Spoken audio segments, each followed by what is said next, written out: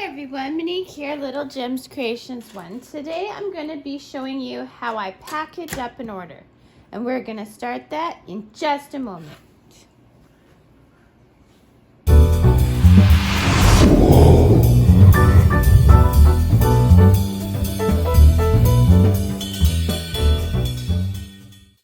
Hi everyone, Monique here, Little Gems Creations 1. So today I'm going to show you how I package up an order. Now anytime, so I'm packing up this dog sweater that a customer ordered. So anytime I do a project, I always make sure I get a picture of the finished project, even if it's already sold, so that way I can show it as an example on my other listings. Okay, so I'm just gonna pause here and I'm gonna quickly take a picture of this adorable sweater with my models.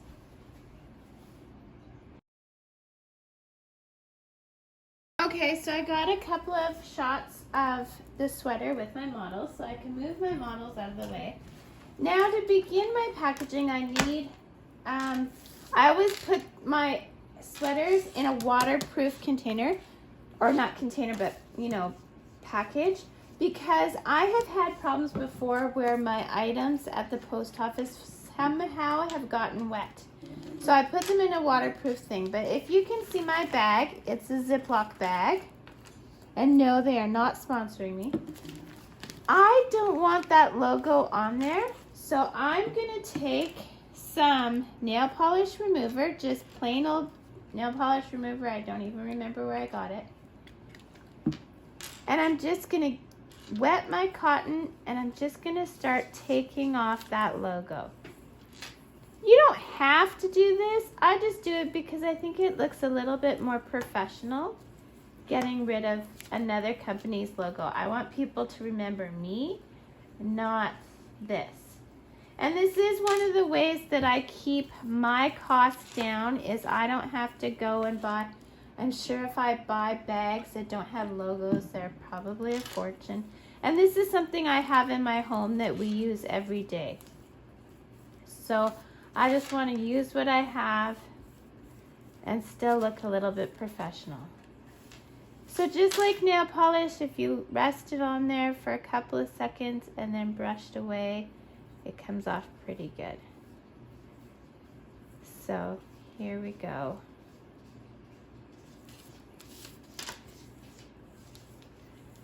So step one is take off the logo.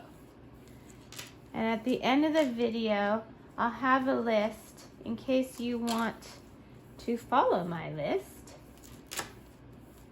so that you can see.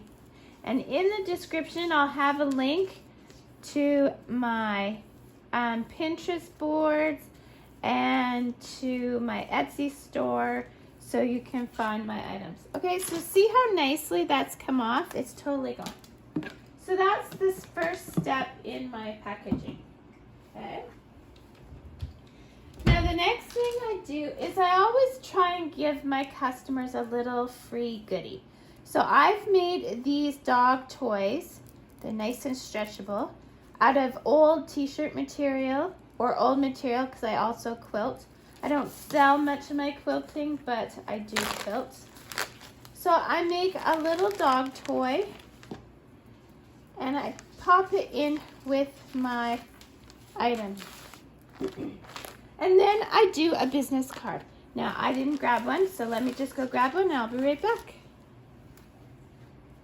So far we've covered step one, take the logo off the bag, put it in a water resistance or waterproof package. Then step two is I give them a little free something, which is the toy that I've made. Step three is include your business card. Now my business card has the name of my business, my name. It's got that I'm on Etsy, YouTube, Facebook. It's got my email address. Now, unfortunately, this is the wrong email address, so I crossed it out. But email address, whatever you want on your card. And then I leave the back blank. So what I put on the back is I put what the item that they purchased is made of. So this item is made with 100% acrylic yarn.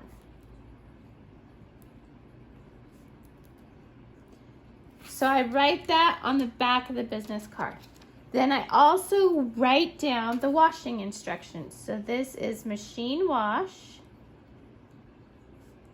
And it doesn't matter what setting really, but they want to air dry it. So I put that. Next thing I put on my business card. And then I put, you know, a little comment like, thank you for your purchase.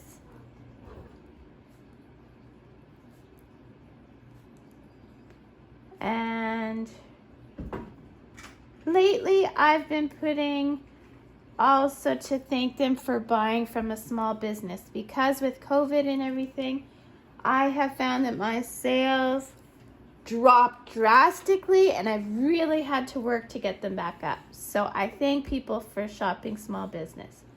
So thank you for your purchase and for supporting small business.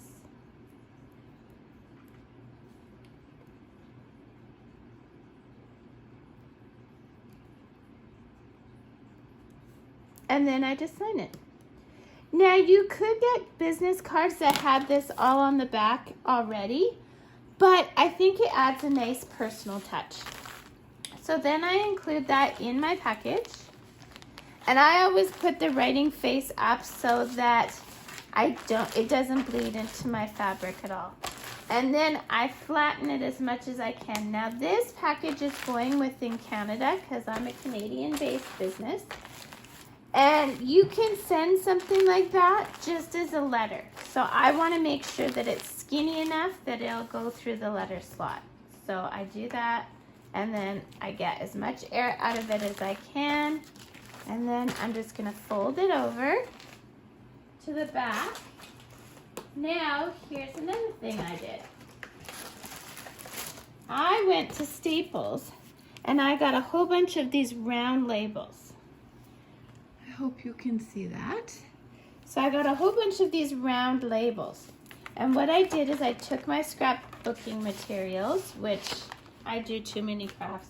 Well, I mean, is that really a thing though? And I did some stamps on my round labels, and I made myself some stickers.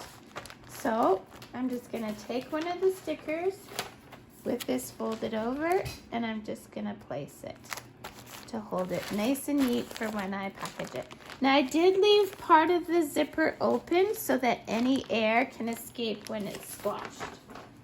Okay. Now I'm just gonna take a plain manila envelope. Okay. I splurged this season with some of my sales, and I bought myself a little stamp that says my name and address. So I'm going to put that in the top. Okay. And then I'm going to take another thank you sticker, but a different one. And since it's before Christmas, I'm trying to use the ones I made that had Christmas theme. I don't mind if it's got a winter theme because I can use that in January, but I know I probably think these things through too much. And I just put a thank you in the corner of my envelope. Make it look nice. Okay. Then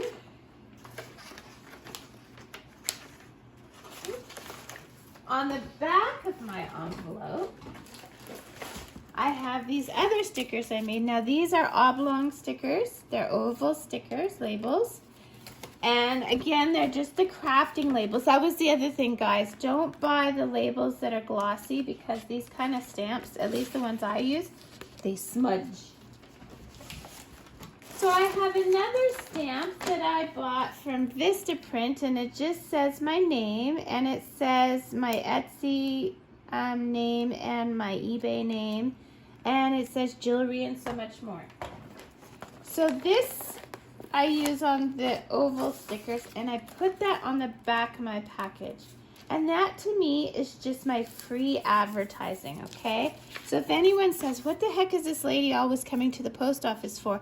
They can look on the back of the package and see what I do. And it may not work, but you know what? If it ever works for one person, there you go. I've got some free advertising in there.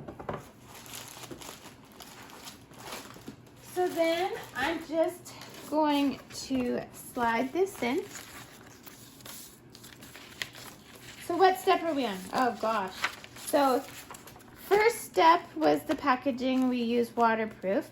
Then second one was a free little toy. Third was the sticker. And then fourth was the name and sticker decorating the envelope. So fifth is we just put it in. And again, you want to make sure it's flat so that you're not getting charged as a parcel, at least within Canada. And I'm going to address the front before I actually seal it. And then I'll show you. Just one sec. We'll be right back. Okay, so I put it in here. And now I take my packing tape. So I'm just going to cover the address. So I take my packing tape and a pair of scissors. And we are going to measure the length.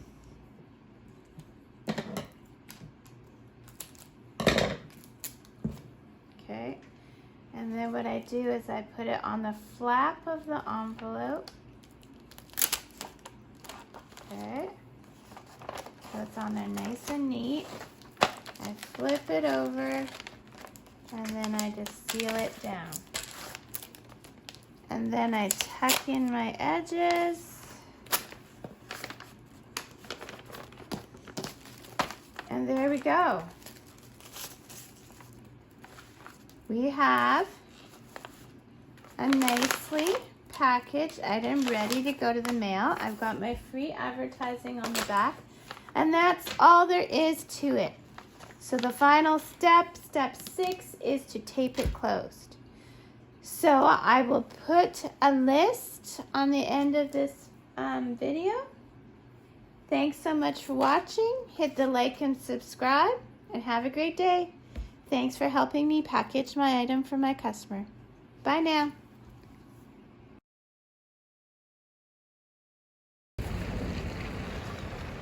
Holy cats. Thank you.